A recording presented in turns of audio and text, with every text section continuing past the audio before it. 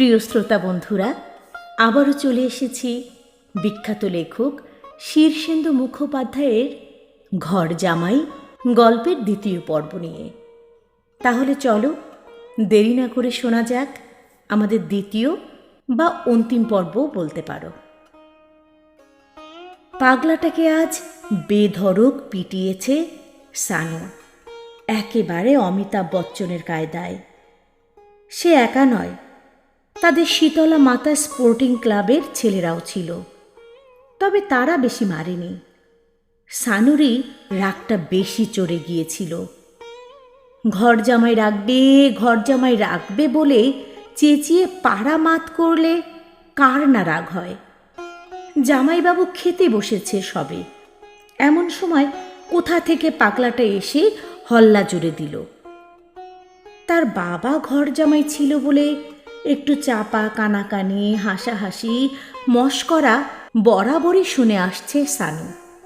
আজকের বাড়াবাড়িটা তাই সহ্য হয়নি, কিন্তু মারটা একটু বেশি হয়ে গেছে।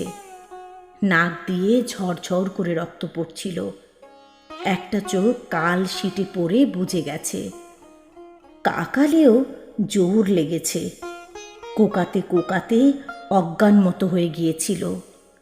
খাওয়া ফেলে গোবিন্দই এসে জাপটে ধরল তাকে। করছোটা কি, মেরে ফেলবে নাকি?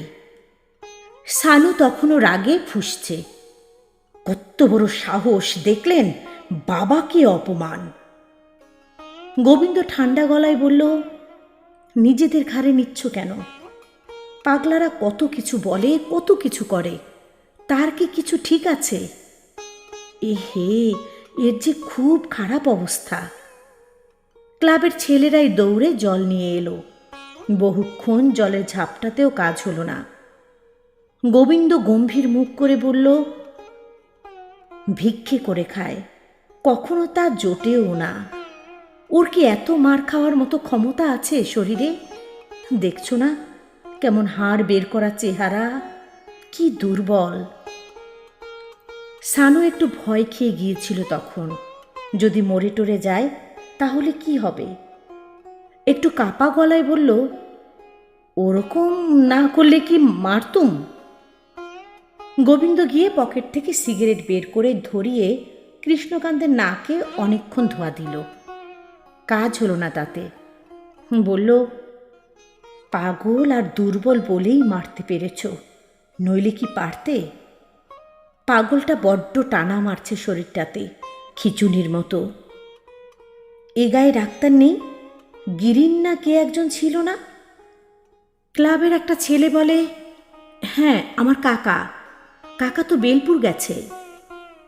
গোবিন্দ গম্ভীর হয়ে খানিকক্ষণ ভেবে বলল, রাস্তায় ফেলে রাখা ঠিক হবে না, তোমরা ওকে ধরো, দাওয়ায় তুলে শুয়ে দাও।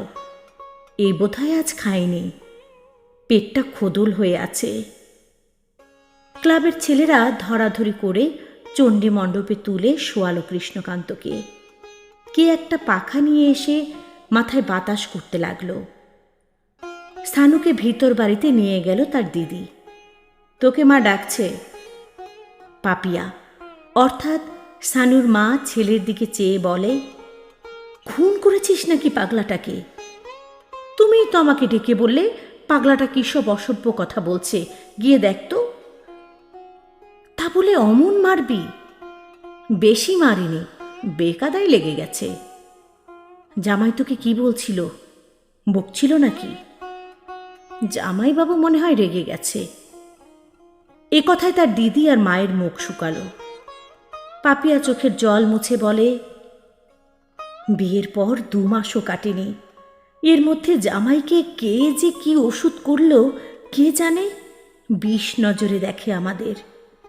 মেয়েকে নেয়ার নামটিও করে না, কেমন যেন রোখা চোখা রাগ রাগ ভাব। 7 বার খবর পাঠিয়ে আনিয়েছি এ নিয়ে কথা বলবো বলে, দিলি সব ভণ্ডুল করে। জামাই তো আরো রেগে রইল। এখন কি হবে? কি হবে তার সানু কি জানে। তবে গোবিন্দদা যে তাদের বিশেষ পছন্দ করে না এটা সে টের পায়, কিন্তু মাথা ঘামায় না। সংসারের সম্পর্ক টম্পর্ক নিয়ে মাথা ঘামাতে তার ভালোই লাগে না। পাপিয়া চোখের জল মুছে বলে, সব অশান্তির মূলে ওই একটা লোক, লোভী, স্বার্থপর, অন্ধ। বিয়ের পরই আমি পই পই করে বলেছিলাম, ওগো বাবার সম্পত্তি আঁকড়ে পড়ে থেকো না, নিজের পায়ে দাঁড়াও, চলো আমরা অন্য কোথাও চলে যাই। মতিচ্ছন্ন হলে কি কেউ ভালো কথা কানে নেয়? বাবার পিছনে পিছনে চাকর বাকরের মতো ঘুরত, গায়ে কত হাসাহাসি হয়েছে তাই নিয়ে গ্রাহ্যও করত না। মেয়ে মুক্তি বলল, ওসব কথা থাকতো এখন। চণ্ডী মণ্ডপে ভীষণ ভিড় জমে গেছে, আমার ভয় করছে। পাপিয়া আর একবার চোখে আঁচল চাপা দিয়ে কাঁদল। তারপর মুক্তিকে বলল, কিছু টাকা বের করে ক্লাবের ছেলেদের হাতে দে, নাটাগড়ের হাসপাতালে নিয়ে যাক, মরলে সেখানেই মরুক, এখানে যেন না মরে। মুক্তি চলে গেলে সানুর দিকে চেয়ে পাপিয়া বলে, জামাই আসে আর অমনি ওরা এসে জোটে। কারা মা? তোর মামাতো দিদি আর বোনেরা, ওরাও মাথাটা খাচ্ছে, মুক্তির দিকে ফিরেও যায় না, শালিদের সঙ্গে ঠাট্টা তামাশা করে ফিরে যায়। বিরক্ত হয়ে সানু বলে, এখন একটা বিপদের সময় কেন যে জামাই নিয়ে পড়লে? বিপদ তো তুই বাঁধিয়েছিস, মুখ পোড়া। সংসারে কত রকম বিপদ আপদ আছে তা কি জানিস? সানু রাগে দুঃখে ঠোঁট কামড়ালো। বুকে বড্ড ভয়ও তার, মাথাটা কেমন করছে যেন। সে ক্যারাটে মারার কায়দায় একখানা লাথিও কষিয়েছিল পাজরে। সত্যি মরে যাবে নাকি পাগলটা? সে ঘুরে সদর দরজার কাছে এসে দূর থেকে ভিড়টা দেখতে লাগলো। তার দিদি মুক্তি গোবিন্দদার সঙ্গে কি যেন কথা বলছে, একটু তফাতে দাঁড়িয়ে। গোবিন্দদার মুখটা লাল টকটক করছে, খুব রাগের সঙ্গে কি যেন বলছে। মুক্তি বোধহয় কাঁদছে, বারবার আঁচল তুলছে চোখে। মরে গেল নাকি? আজ বাজারে একটা সিনেমা দেখানো হবে, শিবা, দারুণ ঝাড়পিটের ছবি।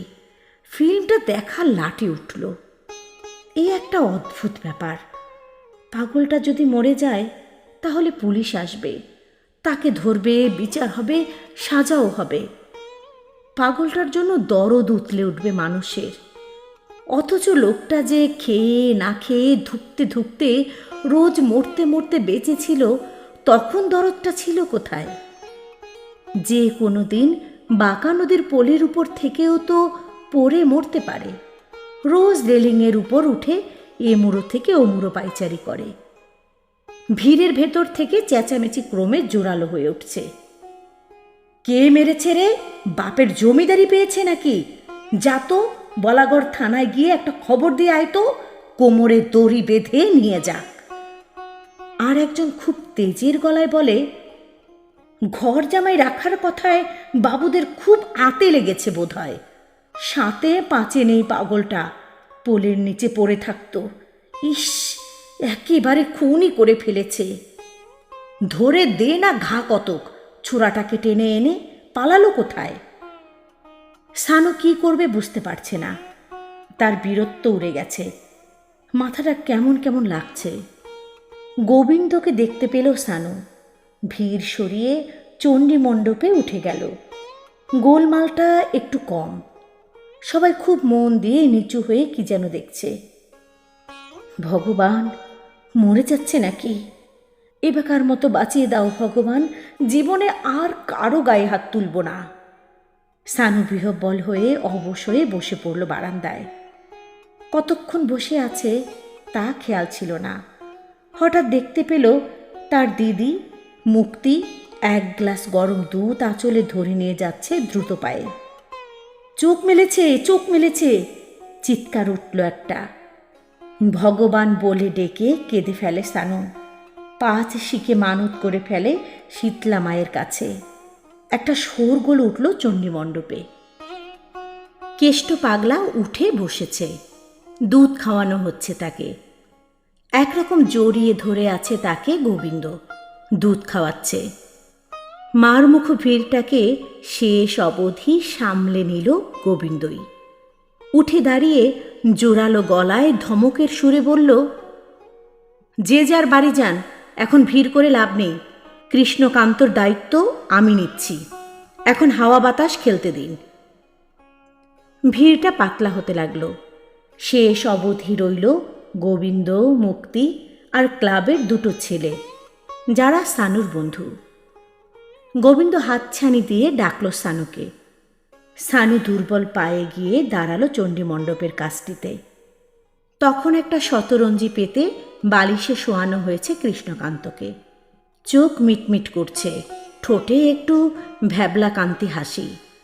পাগল বলে কথা, সে কি আর মারধরের অপমানের কথা মনে রাখে?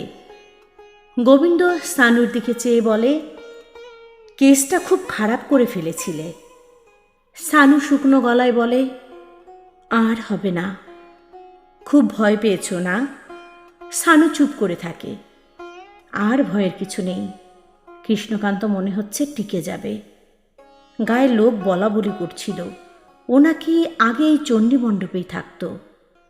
মুক্তি বলে, হ্যাঁ থাকতো, নোংরা করে রাখে বলে বাবা তাকে তাড়িয়ে দিয়েছিল। তোমাদের চণ্ডীমণ্ডপ তোমরা যা ভালো বুঝেছ করেছ, কিন্তু লোকে ব্যাপারটা ভালো চোখে দেখেনি। হরপ্রসন্নবাবু নিজেই থাকতে দিয়েছিলেন ওকে।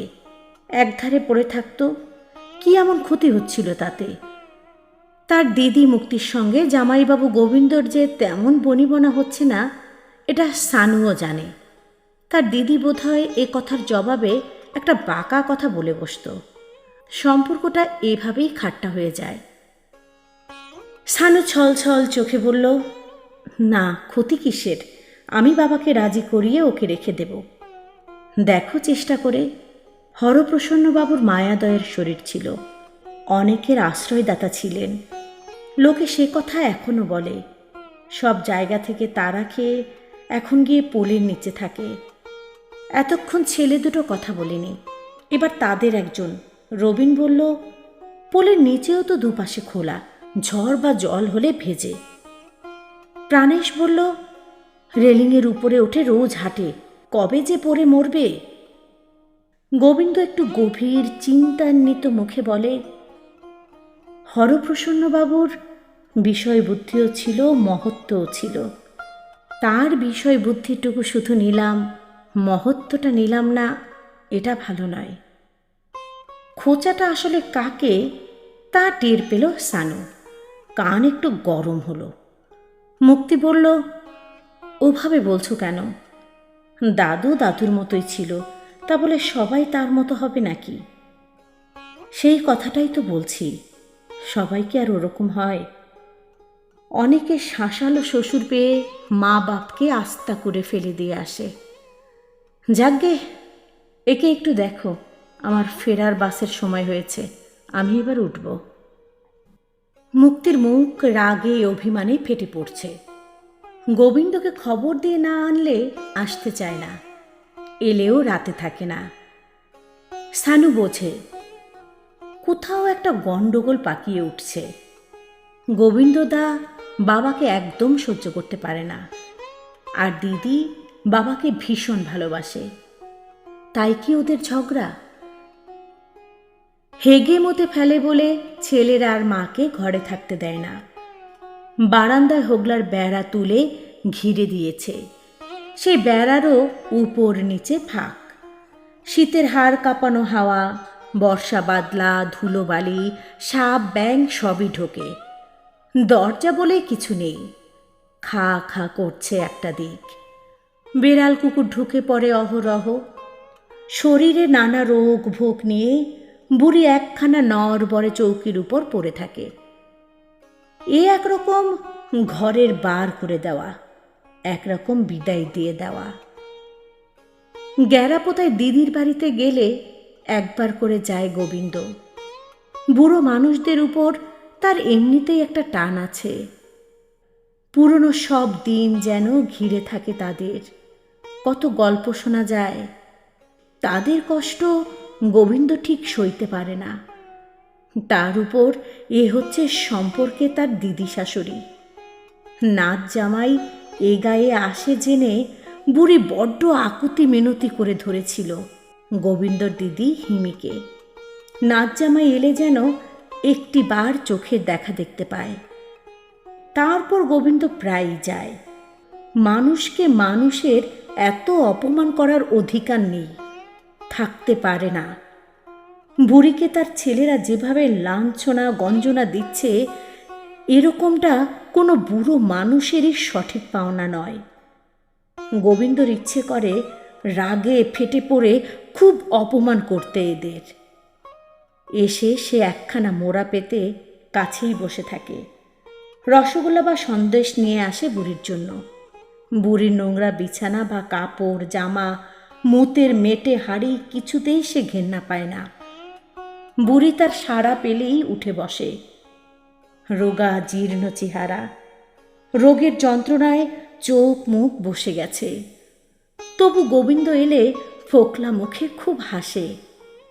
এসেছিস ভাই, তোকে দেখলে আমার প্রাণটা কেন ঠান্ডা হয় রে। আপনার ঠান্ডা হয়, আর আপনার অবস্থা দেখলে যে আমার মাথা গরম হয়। এরকমই তো হওয়ার কথা। সংসার বড় জঞ্জাল। সংসার জঞ্জাল কেন হবে ঠাকুমা? সংসারকে জঞ্জাল বানালে তবেই তা জঞ্জাল হয়। আপনার ছেলেরা বড্ড অমানুষ। বুড়ি ভয় খেয়ে বলে, ওরে জোরে বলিসনি, শুনলি আমাকে খুব হেনস্থা করবে। একটু ওদের কথা বল শুনি। গোবিন্দ হাসে। ওদের কথা বলতে বড় ছেলে আর তার সংসারের কথা। গোবিন্দ বলে, সে ছেলেও তো আপনাকে ছোলাগাছি দেখিয়ে কেটে পড়েছে। নাতি নাতনি কাউকে চোখে দেখেছেন?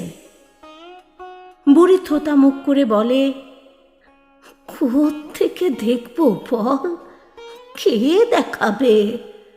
তারা কি আর আসে? তবে ভালো থাকলেই ভালো।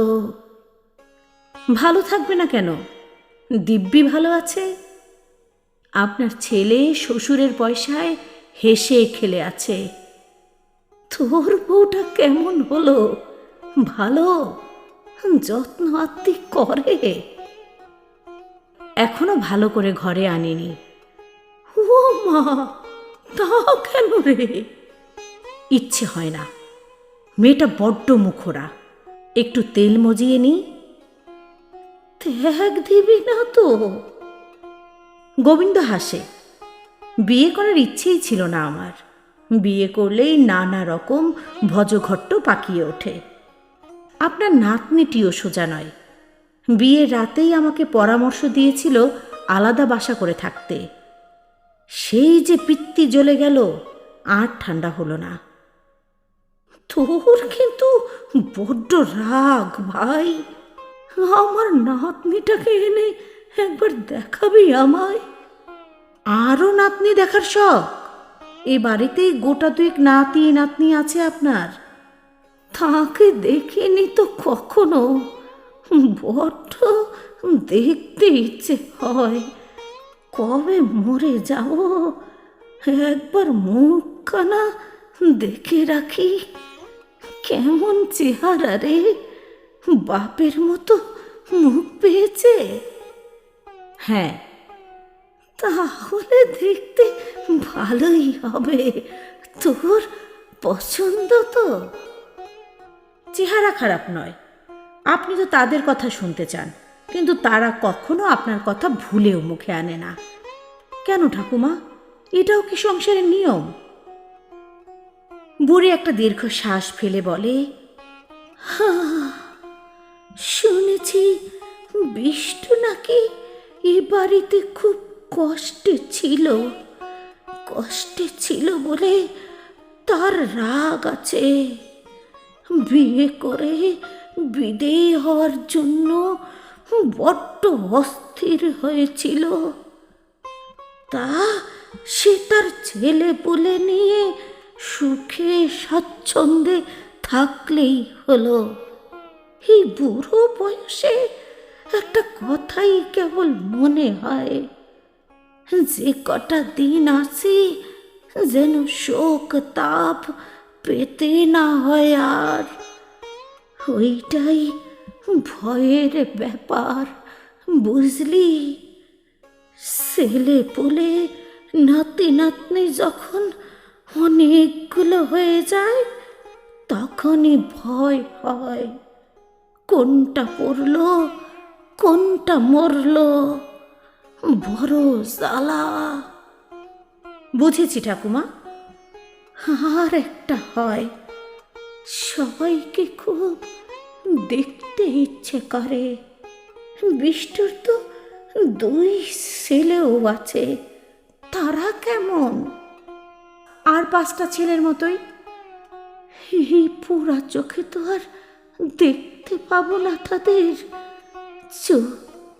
তোর চোখ দিয়েই যেন দেখতে পাচ্ছি। এত মায়া কেন বলুন তো ঠাকুমা? এত মায়া থাকলে যে শরীর ছাড়তে কষ্ট হবে। বুড়ি একটু কেঁপে ওঠে। শরীর কি আর ছাড়তে চায় রে? এত কষ্ট, তবু শরীর ধরে পড়ে আছি। পাপের মন তো সহজে তাই মরতে দেয় না ভগবান। আরো অনেক ভোগাবে, তবে মারবে। গোবিন্দ বসে বসে বুড়ির ঘরখানা দেখে। আদপে ঘরই নয়, একটা আব্রু মাত্র। রাতের বেলায় ছেলেরা ঘরে দৌড় দিয়ে শোয়, বুড়ি বাইরে বেয়ারিশ পড়ে থাকে। মানুষ যে কি করে এত হৃদয়হীন হয়। শ্বশুরবাড়ি থেকে পরপর শাশুড়ির কয়েকটা চিঠি এলো। কুসুমপুর থেকে যারা নাটাগড়ে আসে তাদের হাত দিয়ে চিঠি পাঠায় শাশুড়ি। মেয়েকে কবে ঘরে নেবে গোবিন্দ। সংসারে মন দিতে আর ইচ্ছে হয় না গোবিন্দর। সংসার বড় নিমক হারাম জায়গা। তার উপর ওই বাপেরই তো মেয়ে, তার আর কতটুকু মায়া দয়া হবে? তার চেয়ে একা বোকা বেশ আছে সে। তার বাড়ির লোক বউ আনার জন্য খুব গঞ্জনা দেয়, বিশেষ করে মা। গোবিন্দ মাথা পাতে না, গড়িমসি করে। গত সপ্তাহেও গ্যারাপোতা গিয়ে বুড়িকে দেখে এসেছে গোবিন্দ। মনে হয়েছে আর বেশি দিন নেই। বুড়ি বালিশের তলা থেকে একখানা তোবড়ানো সোনার আংটি বের করে তার হাতে দিয়ে বলল, তোর বউকে দিস। এটা আবার কেন? এ আমি নেব না, আপনার শেষ সম্বলে সব। চুপ চুপ, গলা তুলতে নেই। আমার যা ছিল সব ওরা নিয়ে নিয়েছে, এটা অতি কষ্টে লুকিয়ে বাঁচিয়ে রেখেছিলাম। আর সম্বল সম্বল বলিসনি, এ আমার শত্রু। অভাবের সংসারে গয়না সব অনেক আগেই গায়েব হয়ে গিয়েছিল। 5 গাছা চুড়ি, 2 ঝুমকো দুল, 2টি মাকড়ি আর 3টে আংটি ছিল। এইটি শেষ আংটি, টের পেলেই নিয়ে নেবে। এটা মুক্তির জন্য রেখেছি। কেন রেখেছে কে জানে, তবে বুড়ি যার জন্য রেখেছে তার কাছে যে এই আংটির কোনো দাম হবে না তা গোবিন্দ ভালোই জানে। মুক্তি তার বাপের একমাত্র মেয়ে বলে গয়নাগাটি মেলাই পেয়েছে। হরপ্রসন্ন নাকি নাতনিকে খুব ভালোবাসতেন। বিয়ের গয়না তিনিও কিছু দিয়ে গিয়েছিলেন। মুক্তির তোবড়ানো আংটির আসল দাম বুঝতে চাইবে কি? কিন্তু গোবিন্দ বোঝে। আংটিটা মাথায় ঠেকিয়ে কাগজে মুড়ে পকেটে রেখে সে বলল, এ আংটির দাম লাখ টাকা। বুড়ি বলে, সে তোর কাছে ভাই, তুই যে সোনার মানুষ। গোবিন্দ বলে, এত চট করে সার্টিফিকেট দিয়ে বসবেন না, এখনো কিন্তু নাতনিকে নিয়ে ঘর করা শুরু করিনি। সংসারে পড়লেই কে কেমন তা বোঝা যায়। বুড়ি বলে, তোদের সংসার কি আমি দেখতে যাব রে? এই যে তুই আমার কাছে আসিস, বুড়ো বুড়িদের কাছে কেউ আসতে চায় না রে ভাই। সারাদিন 2টো কথা কওয়ার লোক পাই না। আজকাল আরও কি হয়েছে জানিস? শুনলে হাসবি। আজকাল রাত বিরেতে বড় ভয় পাই। গোবিন্দ বলে, কিসের ভয় ঠাকুমা? বুড়িমা বলে, দাওয়ার উত্তর দিকে ওই লেবু গাছটা দেখছিস তো? হ্যাঁ, দেখছি। ওইটাতেও তো বেড়া দেয়নি ওরা। নিশুত রাতে ঘুম ভেঙে গেলে দেখতে পাই কারা যেন সব এসে দাঁড়িয়ে ওখান থেকে দেখছে আমাকে। গোবিন্দ বলে, কারা? চোর ছ্যাঁচর নয় তো? বুড়ি বলে, না রে ভাই, এ বাড়িতে চোর ছ্যাঁচরদের আসবার প্রবৃত্তি হয় না। মনে হয় তোর দাদা শ্বশুর আসে, আর আমার এক ভাসুর, শাশুড়ি, আরও সব কারা যেন।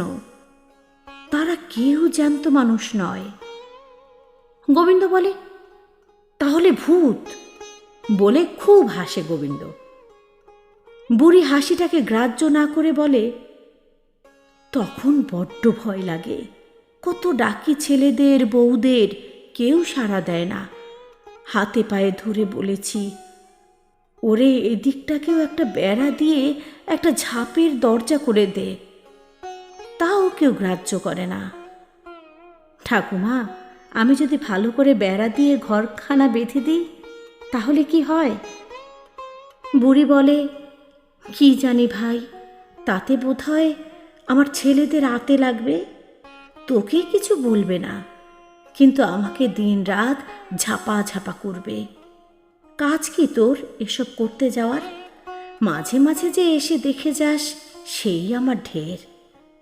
কখনো একটা মানুষ এসে দুদণ্ড কাছে বসলে এত ভালো লাগে যে মনে হয় আর কিছু চাই না। কেউ যে আসে না তাতেও দোষ দিই না কাউকে। হেগে মতে ফেলছি, ঘরে নোংরা পড়ে থাকে, ঘেন্নায় আসে না। হ্যাঁ রে, তোরও ঘেন্না করে, তাই না? গোবিন্দ মাথা নেড়ে হেসে বলে, আমারও সব ঘেন্নি পেত্তির বালাই নেই। আমার এক কাকার পেটে ক্যান্সার হয়েছিল। বাহ্যের দ্বার বন্ধ করে ডাক্তাররা পেটের বাঁ পাশে একটা কৌটো লাগিয়ে দিয়েছিল। তাইতে মল জমা হতো। নিজে হাতে সেসব পরিষ্কার করেছি। রোগীর সেবায় আমার খুব অভ্যাস আছে। আমাদের বাড়িতে কারো অসুখ বিসুখ হলে আমি সব করি। তবে কেন তুই সোনার ছেলে নস বলতো? তোকে দেখলেই যে বুকটা জুড়িয়ে যায় আমার। রোগীর সেবা তো নার্সরাও করে, তারাও কি সব সোনার মেয়ে? ওটা কথা নয়, আমার ঘেন্নার ধাতটাই নেই। বুড়ি বলে, একটু কাছে আয়, তোর মাথায় হাত দিয়ে একটু আশীর্বাদ করি। আশীর্বাদের কোনো দাম আছে কি না গোবিন্দ জানে না, কিন্তু বুড়ির রোগা হালকা দুখানা হাত যখন তার একরাশ চুলওয়ালা মাথায় থরথর করে কাঁপছিল, তখন গোবিন্দর মনে হলো প্রাণটাই যেন হাত বেয়ে আঙুল থেকে চুইয়ে তার ভিতরে ঢুকে আসতে চাইছে। আশীর্বাদের যদি কোনো অর্থ হয়, তবে এর চেয়ে বেশি আর কি হবে? সেই তোবড়ানো আংটিটা নিয়ে এসেছিল আজ গোবিন্দ। মুক্তি সেটা হাতে নিয়ে খুশি হলো না, কিন্তু অবাক হলো। এটা কিসের? তোমার ঠাকুমা দিয়েছে আশীর্বাদ। হঠাৎ এটা দেওয়ার মানে কি? মানে জিজ্ঞেস করার কিছু নেই। আশীর্বাদের যদি কিছু মানে থাকে তবে এরও মানে আছে। মুক্তি আংটিটা খুব হেলা ভরে একটা দেরাজে রেখে দিয়ে বলে, তুমি বুঝি খুব যাও বাড়িতে? না, মাঝে মাঝে যাই। তুমি বোধহয় কখনোই যাওনি।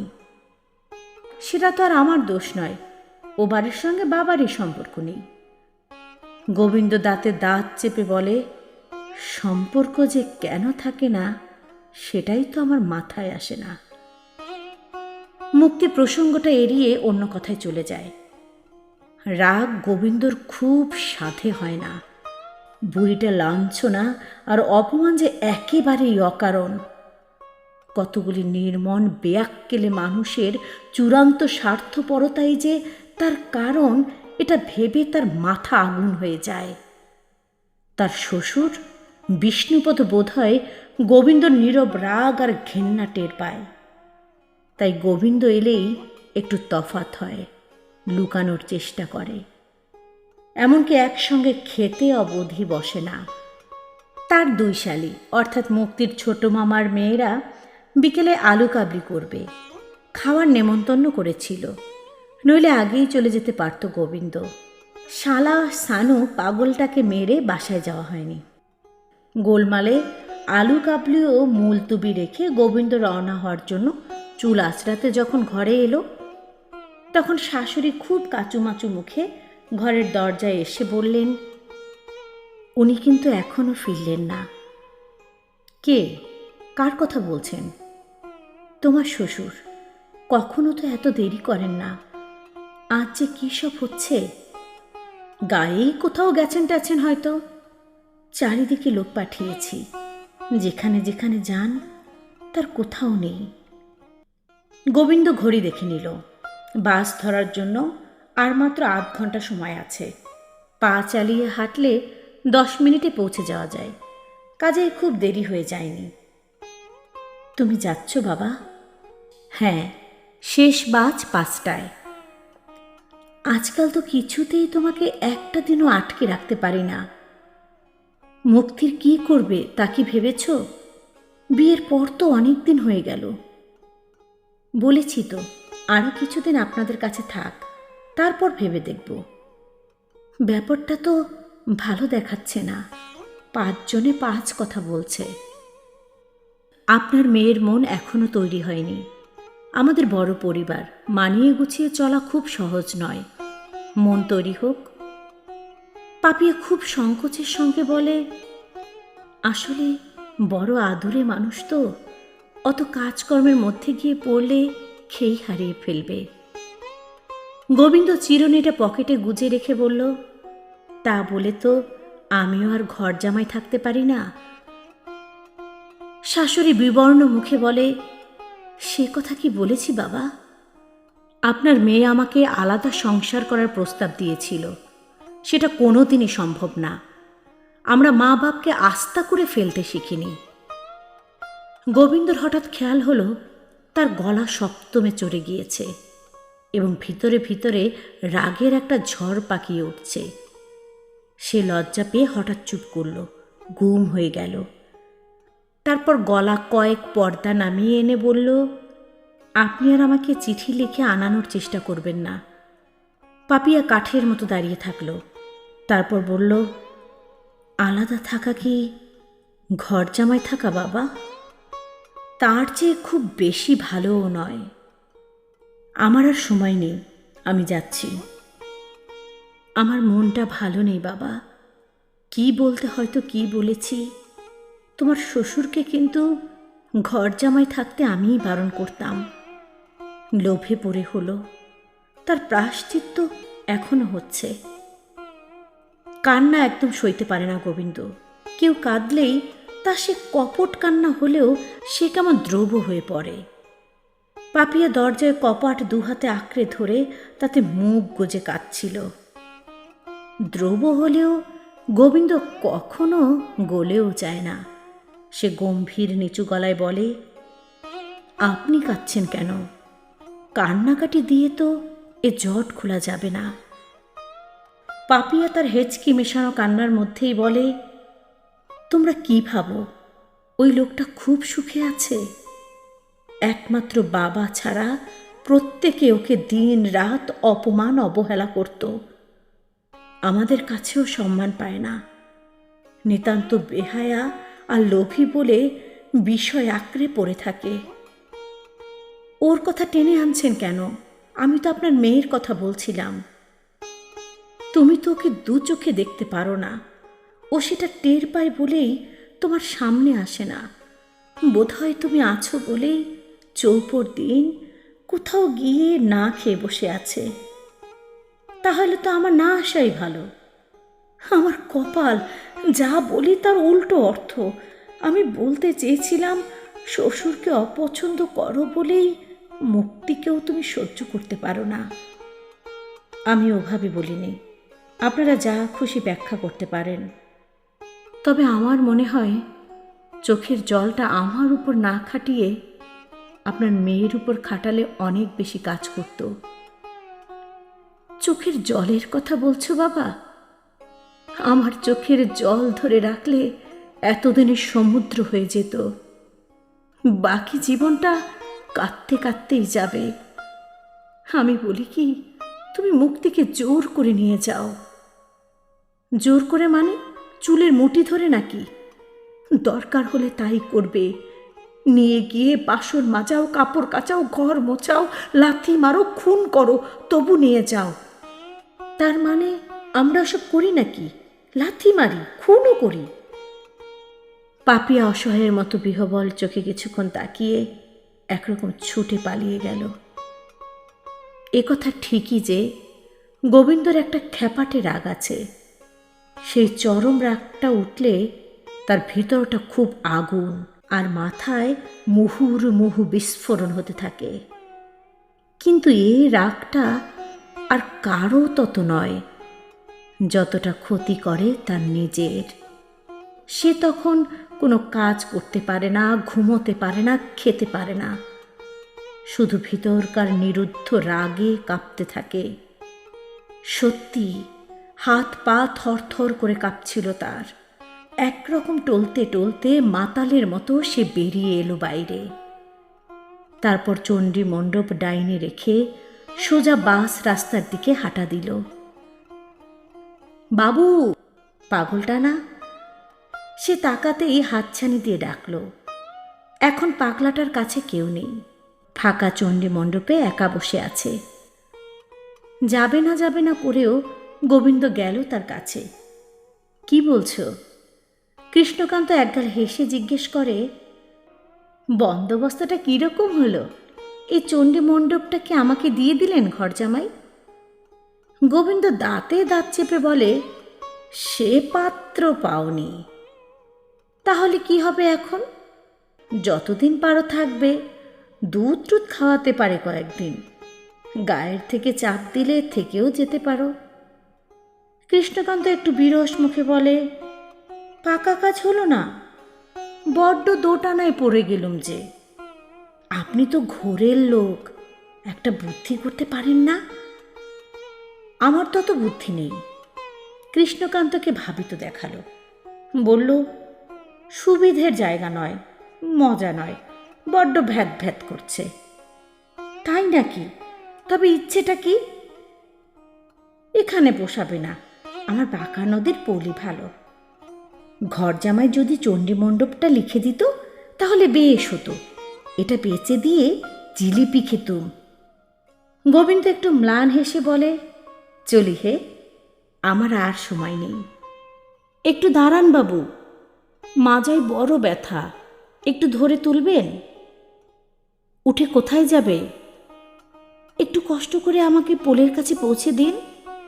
সরকার বাহাদুর আমার জন্যই তো পোলটা বানালো, আমিই দেখি শুনি কি না? তাই বুঝি? খুব মজা হয় সারাদিন, কত রগর দেখতে পাই। বলতে বলতে নিজেই উঠে পড়ল কৃষ্ণকান্ত। একটু কোকিয়ে উঠল ব্যথায়। গোবিন্দ 5টা টাকা তার হাতে দিয়ে বলল, নাও জিলিপি খেয়েও। টাকাটা ছেঁড়া জামার পকেটে রেখে নেমে এলো কৃষ্ণকান্ত। দূরশালা, এটা একটা বাজে জায়গা। শতরঞ্জি বালিশ কি আমার পোষায়? পোলের নিচে দিব্যি থাকি। বাবু, বিড়ি দেবেন একটা? নেই হে। বিড়ি ছাড়াও চলে কৃষ্ণকান্তর, বিড়ি পেলেও চলে। একটু খুঁড়িয়ে সে গোবিন্দর পিছু পিছু এগোতে লাগলো। গোবিন্দ মাঝে মাঝে তার দিকে ফিরে চাইছে, রাগটা কমে যাচ্ছে তার। ও কি আমার গু বৌমা? আপনার নয়তো আর কার? বাড়িটা যে নরক বানিয়ে ফেলেছেন, এখন কে এসব পরিষ্কার করবে বলুন তো? হাঁটতে তো একটু আধটু পারেন, আর উঠোনটুকু তো পেরোলেই তো পায়খানা। শয়তানি বুদ্ধি থাকলে কে আর কষ্ট করতে চায়, তাই না? বুড়ি খুব চিন্তা মুখে নিয়ে বলে, এ তো মনে হয় বেড়ালটার কাণ্ড বৌমা। বেড়ালের আর খেয়ে দিয়ে কাজ নেই, আপনার ঘরে হাঁকতে এসেছে। লোক ডেকে পরিষ্কার করতে পয়সা লাগে, বুঝলেন? ঘর ভরা তো আর দাসী চাকর নেই। ছি ছি। বুড়ি আজকাল বড় ভয় খায়। সারাটা দিন মনে শুধু ভয় আর ভয়। কখন বয়সের দোষে কোন অকাজটা করে ফেলে তার ঠিক নেই। এরা কেউ ছাড়বার পাত্রপাত্রী নয়, বাক্যে একেবারে পুড়িয়ে দেয়। বড় নাতনি নাচুনি এসে মাটির হাড়ির ভাঙা দুটো চারা আর এক খাবলা ছাই দরজার পাশে রেখে বলে, ও ঠাকমা, গুটো তুলে পেছনের কচুবনে ফেলে দিয়ে এসো। বুড়ি নাতনির দিকে চেয়ে বলে, এই যে দেই। উঠোনে দাঁড়িয়ে বড় বউ পুতুল পাড়া জানান দিয়ে চেঁচাচ্ছে, 3 কাল গিয়ে 1 কালে ঠেকেছে, তবু কি নোলা বাবা, এটা দাও সেটা দাও, গুচ্ছের খাবে আর ঘরদোর নোংরা করবে। সামলাতে যখন পারো না তখন খাওয়া কেন বাপু? কালে 1 কারি কমলি শাক গিলল, তখনই বুঝেছিলাম ঠিক পেট ছাড়বে। বুড়ি তখন মন দিয়ে শুনছিল। গতকাল কলমি শাকই খেয়েছিল বটে, কিন্তু বুড়ির গলায় তত জোর নেই যে পাল্টা চেঁচিয়ে সবাইকে জানাবে কলমি শাক ছাড়া আর কোনো পদই তাকে দেয়া হয়নি। নাচনি চাপা গলায় বলে, তাড়াতাড়ি করো ঠাকমা, দেরি করলে আরো বকবে। বুড়ি বলে, এই যে যাই। মাথাটা আজ বসে নেই, কেমন যেন পাক খাচ্ছে, শরীর কিছুতেই খাড়া হতে চায় না। বুড়ি চৌকি থেকে নেমে নৌরাটার সামনে উবু হয়ে বসল। তারপর নাতনির দিকে চেয়ে বলে, এটা বিড়ালের কাণ্ড নয়, তুই বলতো, বিড়ালগুলোকে ঢুকতে দাও কেন? ঢুকবে না কেন বাবা? কোন আগল দিয়ে আটকাবো? এ যে খোলা ঘর। বুড়ি নোংরাটা চেয়েছে মাটির চারায় তুলল। কচু বনটাকে কত দূর বলে মনে হয়। খিল ধরা হাঁটু আর টলমলে মাথা নিয়ে অত দূর যাওয়া মানে যেন তেপান্তর পার হওয়া। মেলা পাপ জমেছে বাবা, পাপের পাহাড়, সব ক্ষয় করে যেতে হবে তো। উঠোন পেরিয়ে পুকুরের ধারে সেই কচুবন যেন এক অফুরান মরুভূমি। বয়সকালে বুড়ি এই উঠোনেই উদু খোলে সর্ষে গুঁড়ো করত, ঢেকি ঘরে পার দিত, পাজা বাসন মেজে নিয়ে আসতো ঘাট থেকে। সেই শরীরটাই তো এইটে, সেই বাড়ি, সেই উঠোন। কিন্তু আজ আর বনিবনা নেই কারো সঙ্গে কারো, শরীরের সঙ্গে না, উঠোনের সঙ্গে না, কচুবনের সঙ্গেও না।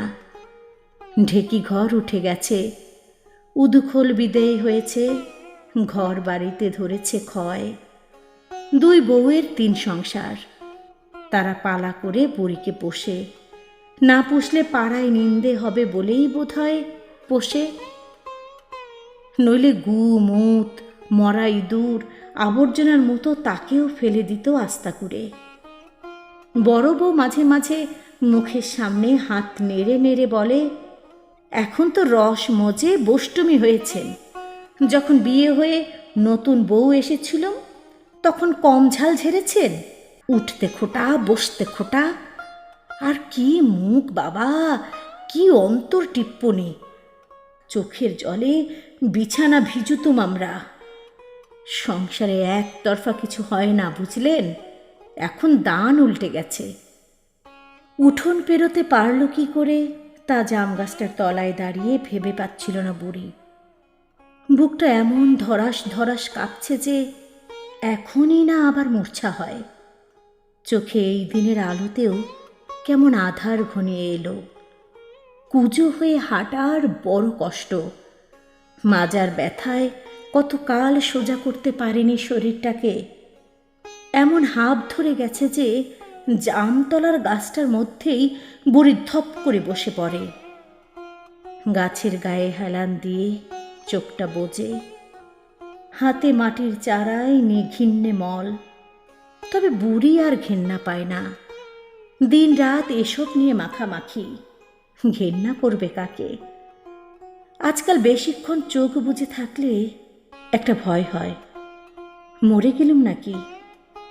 ঘুমানোর সময় মনে হয় আর যদি না উঠি, মরার পর কেমন সব হবে তার চিন্তাও পেয়ে বসে বুড়িকে। যমদূতরা এসে তো ধরবে সব গাজি গাজি করে, তারপর টানতে টানতে বৈতরণী পার করাবে। নিয়ে গিয়ে হাজির করবে যমরাজের সামনে। তখনই বুড়ি পড়বে বিপদে। কি জিজ্ঞেস করে না করে কে জানে বাবা। এদিকে ছেলেরা যে শ্রাদ্ধ শান্তিটাও ভালো করে করবে এমন ভরসা হয় না। শ্রদ্ধা শান্তি ঠিক মতো না হলে আত্মাটা বড্ড খাবে। বুড়ি গাছের গুঁড়িতে ঠেস দিয়ে বসে চোখ বুজে কোথা থেকে কোথায় চলে যাচ্ছিল। খানিক অন্ধকার, খানিক আবছায়া, খানিক হিজিবিজি ঝুলখালি কী সব যেন চোখের সামনে। মাথায় আজকাল অবাক অবাক সব চিন্তা আসে, ছবি আসে। বুড়ি একটু বাদে চোখ খুলে চাইল। চোখের পাতাটা খুলতেও যেন কষ্ট। বাকি পথটা আর দাঁড়ানোর চেষ্টা করল না বুড়ি। হামাগুড়ি দিয়ে ধীরে ধীরে কচুবনের কাছে এসে নোংরাটা ফেলল। কত কাল যে স্নান করে না খেয়াল নেই। আজকাল কেউ তো আর চান করিয়ে দেয় না। কুয়ো থেকে জল তুলে চান করবে তার সাধ্যে কি? সামনে পুকুরটা দেখে বড় লোভ হলো। একটু ডুব দিয়ে নিলে হয় না? কিন্তু পারবে কি? তাল গাছের বাঁধানো ঘাটে পা ঠিক করে রাখা মুশকিল। আর এই পুকুরের ধারেই ডুবো জল। বুড়ি ভাবে, সাঁতার তো জানতুম, কিন্তু সে জানা কি আর কাজে দেবে? আজকাল বড় ভয় করে, সব কিছুতেই বড় ভয় করে। বুড়ি বসে আর একটু জিরল। গলাটা শুকিয়ে আছে তেষ্টায়। কিন্তু ফিরে তাকাতেই আবার তেপান্তরের মাঠ মনে হয় উঠোনটাকে। কত দূরে সব সরে যাচ্ছে, ঘর, মানুষজন, ছেলে মেয়ে। বুড়ি চোখ বোজে, ঝিময়। হাজারো স্বপ্নের বৃষ্টি মাথায় ঝরে পড়তে থাকে। ও ঠাকমা, জঙ্গলে বসে কি করছো তখন থেকে? ও ঠাকমা! এই একটা মাত্র নাতনি নাচনি তার যা একটু খোঁজ খবর নেয়। কাছে বেশি আসে না, এলে মা বকবে। তবু একটা টান আছে, একটু মায়া। বুড়ি কথা বলতে গিয়ে দেখল গলায় কেন যেন স্বর নেই। কিছুতেই একটাও কথা গলায় তুলে আনতে পারল না বুড়ি। ও ঠাকমা, অমন করছো কেন? ঘরে যাও। বুড়ি চোখ বুজে ভাবল, মরে গেছি নাকি?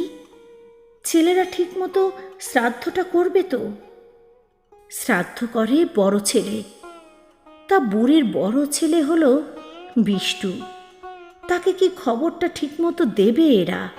মুখাগ্নি তো সে আর পেরে উঠবে না। অতটা রাস্তা খবর পেয়ে আসতে আসতে মরা বাসি হবে। না, বাঁচাটা যেমন ভালো ছিল না, মরাটাও তেমন ভালো হলো না বুড়ির। ও ঠাকমা! কাকে ডাকছে ঝুড়িটা? মরে পড়ে আছি এখানে, দেখতে পাই না নাকি? কানে ঝিঝি ডাকছে, হাত পা সব ঠান্ডা মেরে গেছে। বুকখানা যেন পাথর, আর মাথাটা অন্ধকার।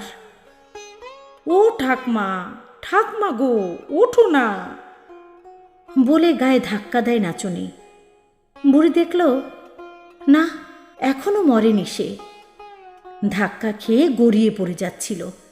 একখানা কঙ্কাল হাত বাড়িয়ে মাটিতে ভর রাখল। একটা শ্বাসও পড়ল ফোঁস করে। ও ঠাকমা, তোমার কি হয়েছে? বুড়ি নাতনির দিকে চেয়ে মুখখানা মায়া ভরে দেখল। কত কাছে, কিন্তু কত দূরে। বলল, একটু ধন্দ লেগেছিল রে, এখন ঠিক আছি। ধরে তুলব তোমায়? ঘেন্না পাবি না তো? বাহ, তোমাকে আবার ঘেন্না কিসের? মা বকবে বলে, নইলে তোমার ঘর তো রোজ আমিই পরিষ্কার করতে পারি। অত জুড়িয়ে দেওয়া কথা বলিস নে রে, ওতে মায়া বাড়ে। এখন আমাকে শক্ত করে ধরো তো, তোমাকে ঘরে পৌঁছে দিয়ে আসি। নাচনি ধরে ধরে ঘর অবধি এলো। একটা ভেজা তেনা এনে দিল ছুটে গিয়ে। ও ঠাকমা, গুয়ের জায়গাটা লেপে দাও, নইলে বকুনি খাবে। দিদি, বলে বুড়ি উবু হয়ে বসল। মনটা বড় চঞ্চল হয়েছে। মুখাগ্নি কে করবে, শ্রাদ্ধটা হবে কি না, এসব ভেবে বড্ড উচাটন লাগছে। বিষ্টু যদি সময় মতো খবর না পায় তাহলে কি হবে? এদের মোটে গা নেই যে। উঠোনের রোদে বাচ্চারা খেলছে, তারই মধ্যে কে একজন চটি ফুটিয়ে উঠে এলো ধাওয়ায়। বুড়ির মেঝো ছেলে কৃষ্ণপদ। আজও ঘরে হেগে ফেলেছ শুনলাম। বুড়ি সব হয়ে চেয়ে থাকে ছেলের দিকে। এদের চোখ মুখের চেহারা মোটেই ভালো নয়, কেমন যেন রাগ রাগ ভাব। কখন যে বকাছকা করবে তার কোনো ঠিক নেই। না বাবা, সে একটা বেড়ালের কাণ্ড। কৃষ্ণপদ মহাবিরক্ত গলায় বলে, এ বাড়িতে বাস করাই যে কঠিন করে তুললে। এরকম হলে তো মুশকিল দেখছি। বুড়ির বুক গুড়গুড় করতে থাকে, কি বলবে তা ভেবে পায় না। কথার বড় ফের থাকে, কখন কোন কথাটায় লোক দোষ ধরে তার কিছু ঠিক নেই। এরকম চললে আর দাওয়ায় কিন্তু জায়গা হবে না। গোয়াল ঘরটা খালি পড়ে আছে, ওটায় গোবর টোবর দিয়ে দেবক্ষণ, ওটাতেই থেকো গিয়ে।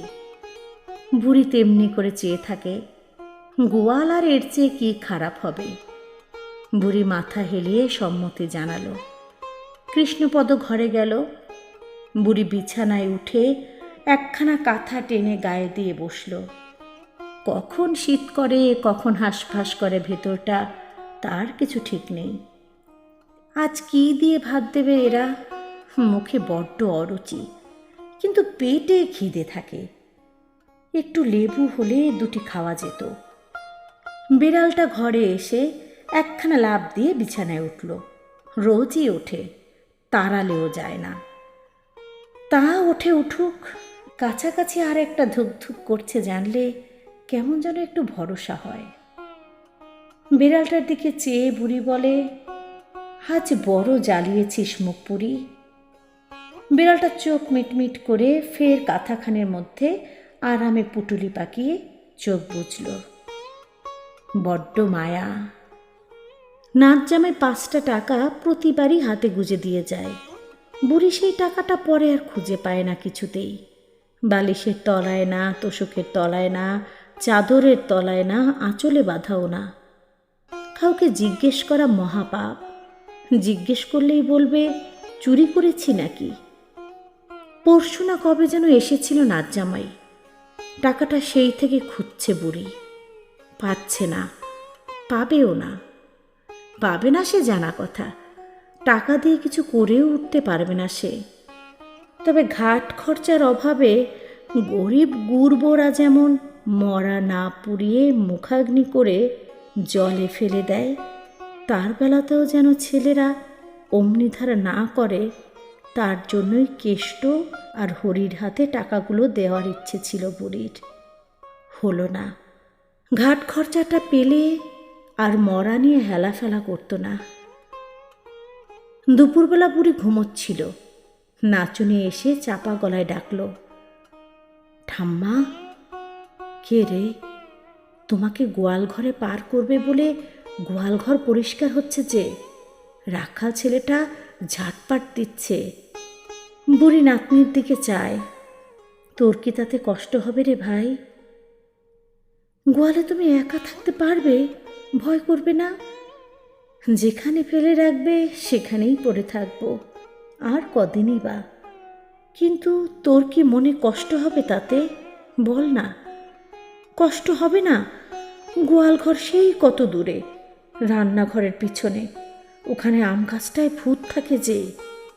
কত ভূত এ বাড়িতে আমি রোজ দেখি। বলো কি গো? ওই লেবুতলায় রোজ নিশুতি রাতে আসে তোর দাদু, জ্যাঠা দাদু, আরো কত। ও মা গো! ভয় পাস নে। ভয়ের কি? যখন বুড়ো হবি তখন দেখবি তুই ভূতের দলেই হয়ে গেছিস। গোয়াল ঘরে কিন্তু কাকড়া বিছে আছে আর মশা। সে জানি, আমাকে কম হোল দিয়েছে বিছে। তখন একটা গরু ছিল, রোজ পরিষ্কার করতে যেতুম তো। বড় কাকার সঙ্গে বাবার খুব ঝগড়া হলো দুপুরের খাওয়ার সময়। বাবা গোয়াল ঘরের টিন আর খুঁটি বিক্রি করবে বলে ঠিক করে রেখেছিল। তুমি থাকলে তো আর তা হবে না, তাই রেগে গেছে। তাই বুঝি কোনভাবে যে রাখবে আমাকে তাহার ঠিক পাচ্ছে না। এবারই আমার শ্বশুরদের 3-4 পুরুষের ভিটে। এখনো নিশুত রাতে তারাই আসে, দেখে যায় আমার কেমন হেনস্থা হচ্ছে। তোমার কান্না পাচ্ছে না ঠাকুমা? কান্না? না, আজকাল আর কেন কান্না আসে না বলতো? চোখে এক ফোঁটাও জল নেই, শুধু কেবল সারাদিন ভয় ভয় করে, কেবল ভয়। আগে তো কত কাঁদতুম, চোখে কত জল ছিল তখন। আজকাল পোড়া চোখে জলও নেই। নাচনে চলে যাওয়ার পর বুড়ি ভাবতে বসল, গোয়ালঘর কি এর চেয়ে কিছু খারাপ হবে? না বাবা, গোয়ালঘরই তো ভালো মনে হচ্ছে। অন্তত একটু চোখের আড়াল হয়ে তো থাকতে পারবে। বেড়াগুলো এতদিনে আর বুঝি আসত নেই। চালের টিনেও ফুটো ছিল, তা হোক বাবা, বাক্যের বিষ যদি তাতে কিছু কমে। গোয়ালের কথা ভাবতে ভাবতেই বেলাটা গেল।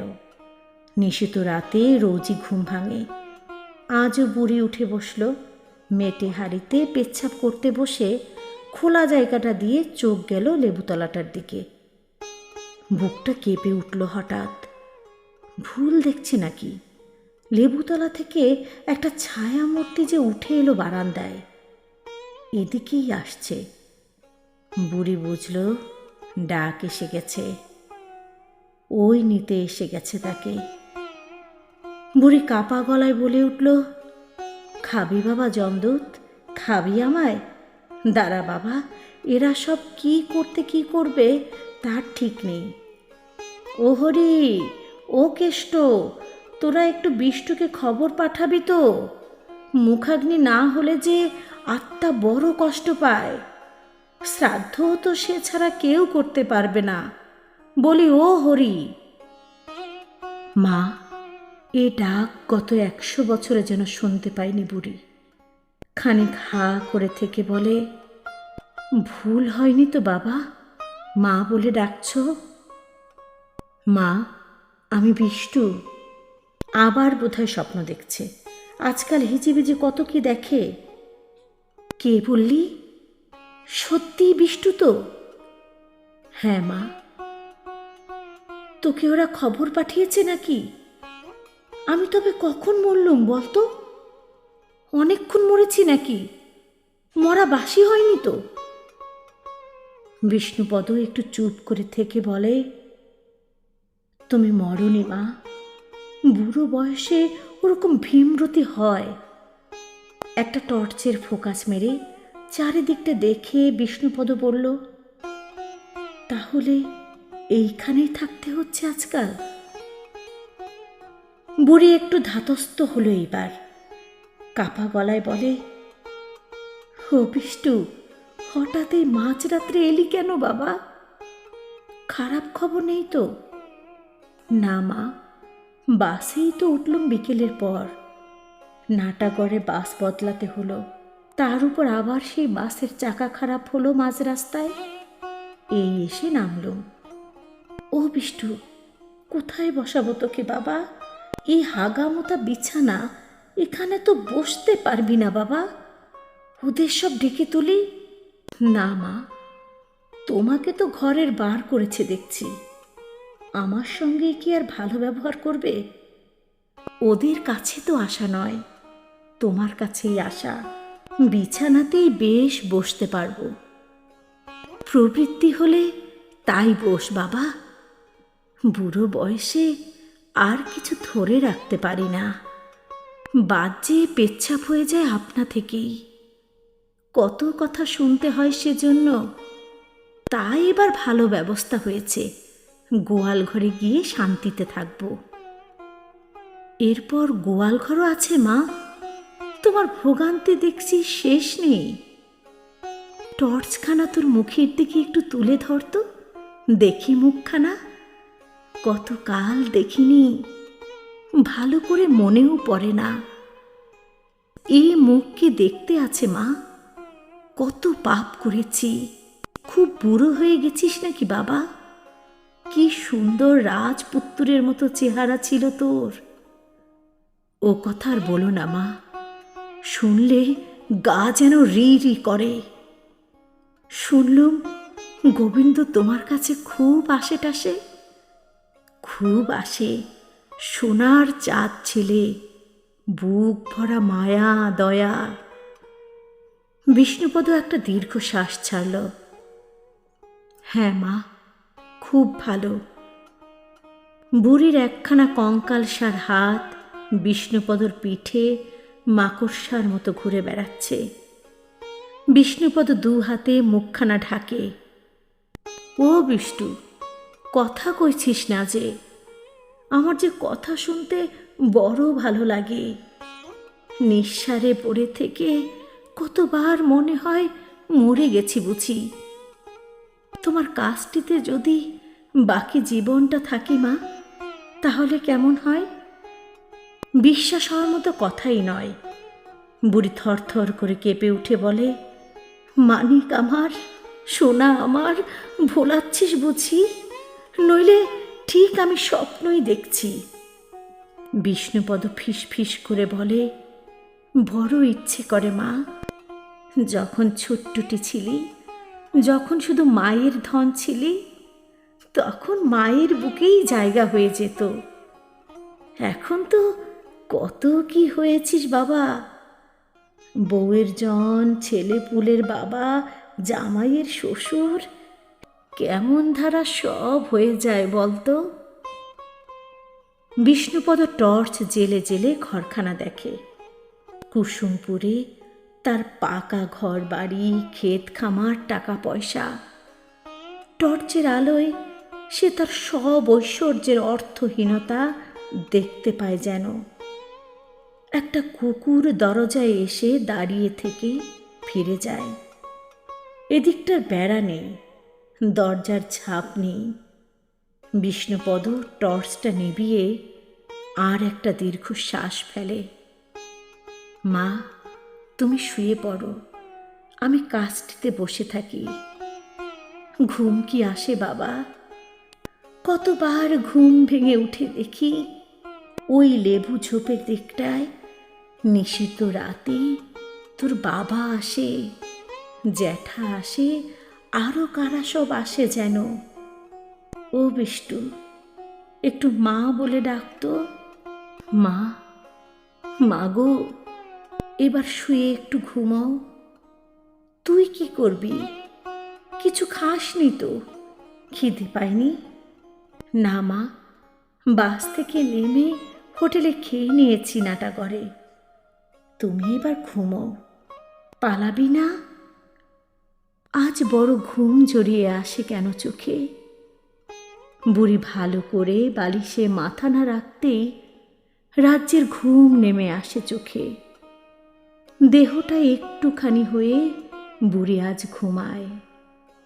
বুকটা ঠান্ডা লাগে বড়। বিষ্টু এসে গেছে। বুড়ির তবে মুখাগ্নি হবে, শ্রাদ্ধ হবে। যমরাজের কাছে গিয়ে আর হেনস্থা হতে হবে না। বিষ্ণুপদ টর্চ জেলে দেখতে পেল তার মায়ের মুখে ব্যথা বেদনার অনেক আঁকিবুকি, গভীর সব রেখা। তবু ঠোঁটে একখানা কি সুন্দর ফোকলা হাসি ফুটে আছে। প্রিয় বন্ধুরা, গল্পটি এখানেই শেষ হলো।